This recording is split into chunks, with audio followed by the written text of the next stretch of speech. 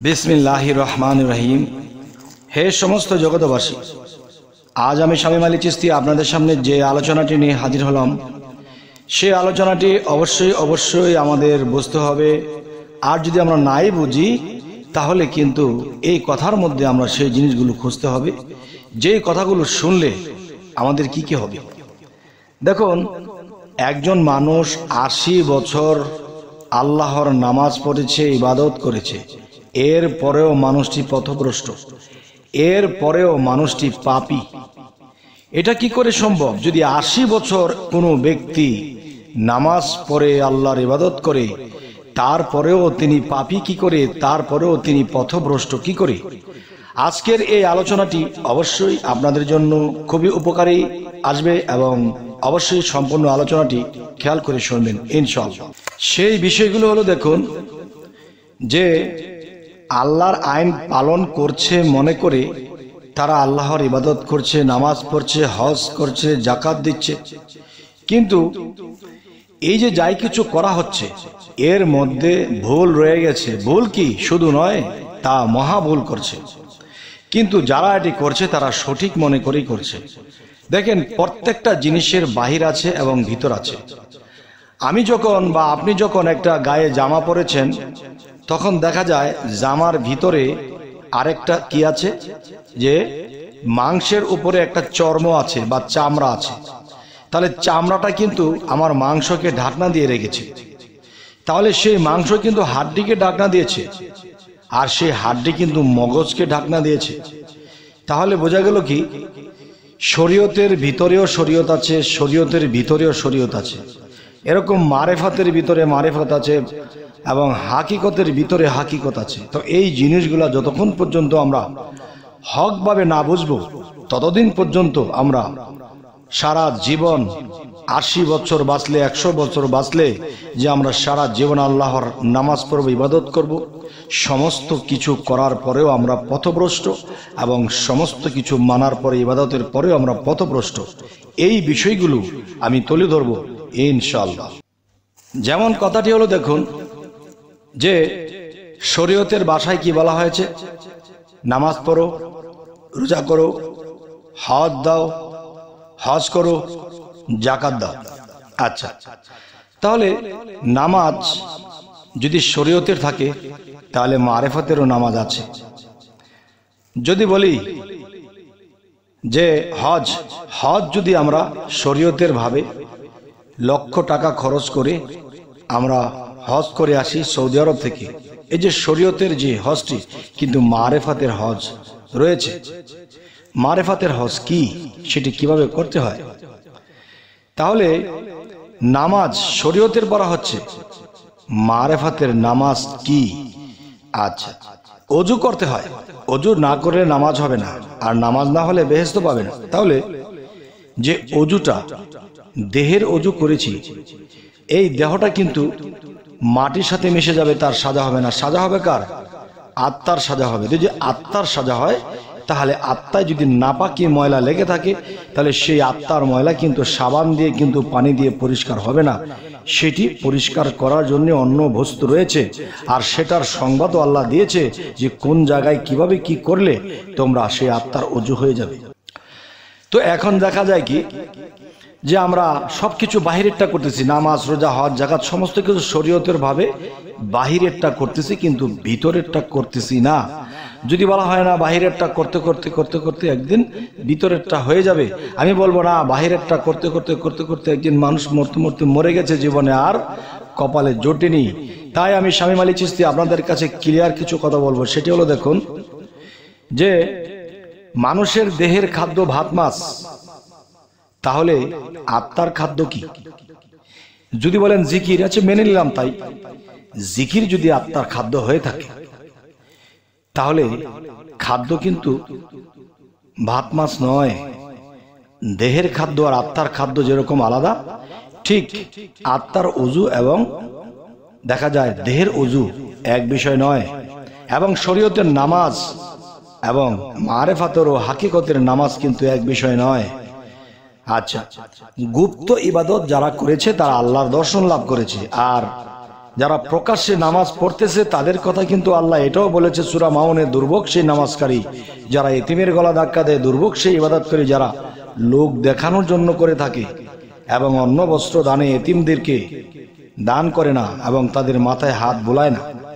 তাহলে বোঝা গেল নামাজীদেরকেও দুর্ভোগে পাঠানো হয়েছে। যদি তার এরকম ধরনের স্বভাব থাকে তাহলে লোক দেখানো নামাজের কথা বলা হয়েছে, তাহলে নিশ্চয়ই গোপন ইবাদত বা গোপন নামাজ আছে, সেটি আমাদের তো করা হচ্ছে না। সেটি করতে হলে আমাদের কি করতে হবে, সেই জিনিসগুলো আমাদের অবশ্যই জানতে হবে। এবার আসব যে হজ, টাকা দিয়ে হজ করে এসেছি, মদিনা শরীফ ঘুরে এসেছি, নবীর রওজাকে দেখে এসেছি, এটা হলো টাকা দিয়ে গিয়েছি।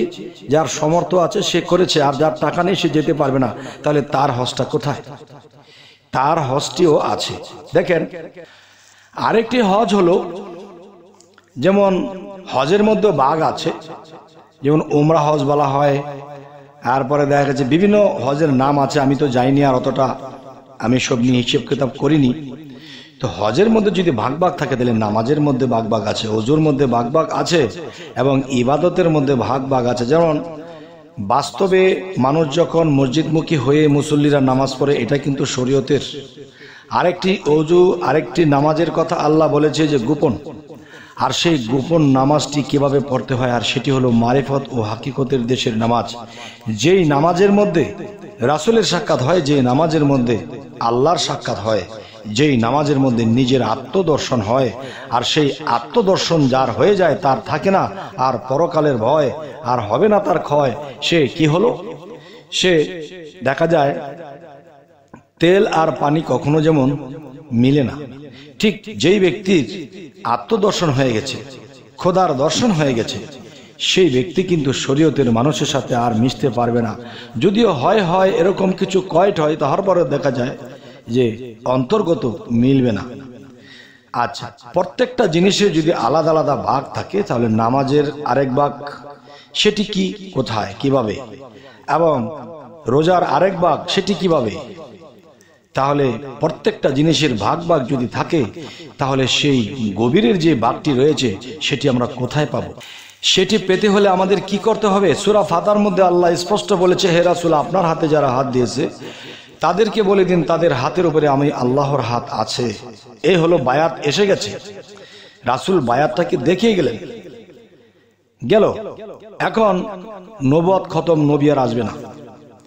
এখন বেলায়েতের যুগে কি, পীর, মাশায়েখ, কামেল, মুর্শিদ, ওলিয়া আউলিয়া, এদের কথা বলা হয়েছে কি সূরা কাহফের 17 নম্বর আয়াতের মধ্যে বলা হয়েছে যে যারা আমার মুর্শিদকে ধরলো না, বুঝলো না, মানলো না, তারা পথভ্রষ্ট। পথভ্রষ্ট কেন? দেখেন, আপনি যতদিন পৃথিবীতে বাঁচলাম, মসজিদে নামাজ পড়লাম, বাহিরের ওযু করলাম, বাহিরের নামাজ পড়লাম, সবকিছু শরীয়তেরটা করলাম, কিন্তু মারেফাতের যে ওযু, মারেফাতের যে নামাজ, মারেফাতের যে হজ, এসব কিছুই করা হলো না। এসব যে কিছুই করা হলো না, না করার ফলে কি হচ্ছে? না করার ফলে এটি হচ্ছে যে মানুষ ভিতরের পরিষ্কার আর হলো না।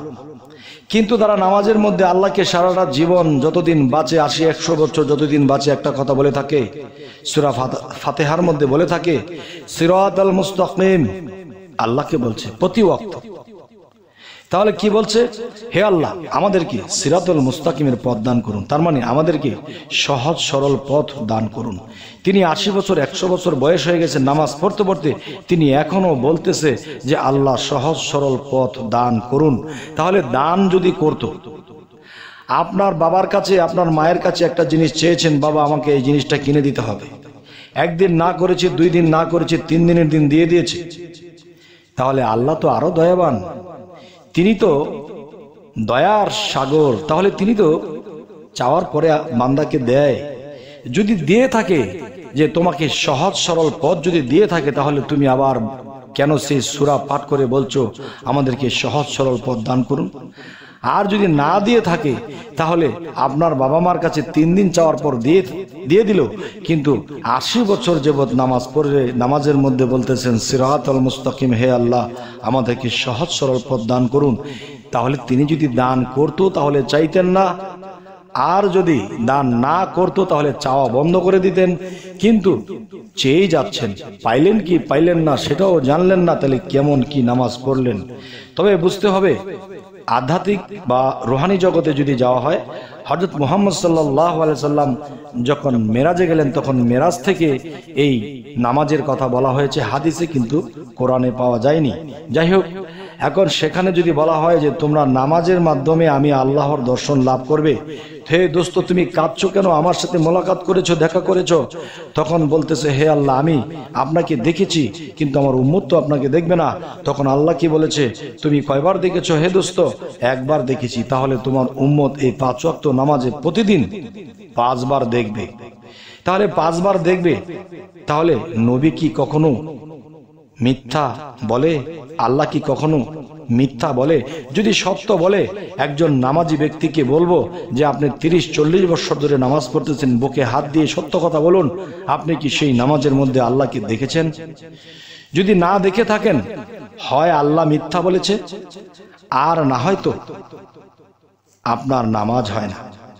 যদি বলেন যে না আল্লাহ কি মিথ্যা বলে, তাহলে আমার নামাজই হয় না। যদি আপনার বুঝতেই পেরেছেন যে আপনার নামাজ হয় না, তাহলে কোন নামাজে আল্লাহর সাক্ষাৎ হয়, অবশ্যই কিন্তু আপনার সেই খোঁজ করাটা উচিত।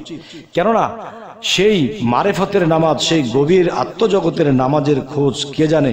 তাওহীদেরই মুর্শিদ আমার মোহাম্মদের নাম, একমাত্র মুর্শিদ, আপনার কামেল মুর্শিদ আপনাকে সেই গুপ্ত নামাজ, গুপ্ত ইবাদত, গুপ্ত হজ, গুপ্ত অজু এবং গুপ্ত যে সাধনাগুলো আপনাকে দিয়ে দিবে। হয়তো আপনারা বলতে পারেন শরীয়তের যারা, তারা বলতে পারেন সাধনা আবার কি? দেখেন, সিয়াম সাধনার মাস কিন্তু বলে থাকেন। তখন কি আপনার ভিতরে জেগেছে? আপনি কি কোনো ইমামকে, কোনো মাওলানাকে জিজ্ঞাসা করলেন না সাধনা আবার কি? আচ্ছা, এবার বলবো সূরা ইনসিরা এবং সূরা সাফফাতের মধ্যে আল্লাহ কি বলেছে, যে সূরা সাফফাতে এসেছে এই কথাটি যে দেখুন, যারা আমি আল্লাহর পথে সাধনায় আত্মনিয়োগ করিলে আমি তাদেরকে আমি আল্লাহ নিজে পরিচালনা করব। আবার বলেছে সূরা ইনসিরায়, তোমরা যখনই অবসর পাও সাধনা করো। নামাজ এবং ইবাদতের কথা উল্লেখ করে নিয়ে সাধনার কথা বলা হয়েছে। তাহলে তাদের সাধকদের উচিত সাধনা করা, এই কথাটি স্পষ্ট সূরা ইনসিরাতে বলা হয়েছে। কিন্তু তারা সাধনার নামে খবর নেই, মুর্শিদ ধরার নামে খবর নেই, শুধু নামাজ পড়ছে তো পড়ছে, একদিন সময় হলে মরছে তো মরছে, কিন্তু কখনো আল্লাহর দর্শন লাভ নাহি করছে। তখন কি করতে হবে? তাদেরকে দেখবে একদিন তারা দোজখে পড়ছে। তবে হে সমস্ত জগতবাসী, আজকের আলোচনাগুলো আপনাদেরকে বিনিয়ে বিনিয়ে বলার চেষ্টা করলাম।